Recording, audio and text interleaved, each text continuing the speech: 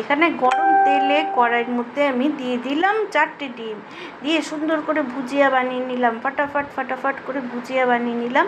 ভুজিয়া বানিয়ে নেওয়ার পরে এটার মধ্যে আমি দিয়ে দিচ্ছি একটু নুন। নুন না দিলে এটাকে কিন্তু ভাল লাগবে না খেতে, তাই জন্য নুন দিয়ে একটু ভুজিয়া তৈরি করে নিচ্ছি।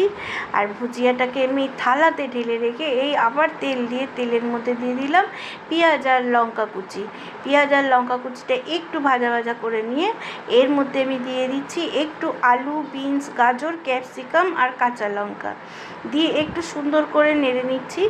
ভাজা হালকা হয়ে গেলে আবার একটু নুন দিয়ে দেবো, কারণ এটাতে নুন দিতেই হবে, নাহলে সিদ্ধ হবে না। অল্প নুন দিয়ে বারে করছি, খুব ভাল লাগে খেতে, তুমি একটুখানি খেয়ে দেখবে। এর মধ্যে এবার দিয়ে দিলাম পেঁয়াজ কলি, অল্প করে পেঁয়াজ কলি দিয়ে দিলাম। তোমার চাইলে তুমি একটু বেশি দিতেই পারো।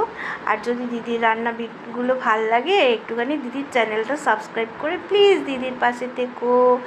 আর দেখো এরকম সুন্দর করে ভাজাভাজি করে নেওয়ার পরে এর মধ্যে আমি দিচ্ছি চাউমিন। অল্প করে চাউমিন সিদ্ধ করে রেখেছিলাম, এইটা দিয়ে দিলাম। জানো তো এই ভাজাটা দিয়ে রুটি, ভাত সব কিছুই খেতে লাগে। ফাইনালি আবার একটুখানি নুন দিয়ে দিলাম, একটু দিয়ে দিলাম চাউমিনের মশলা। এটা দেওয়াতে স্বাদটা যা হলো না, তোমাকে কি বলবো, অসাধারণ টেস্ট হয়েছে।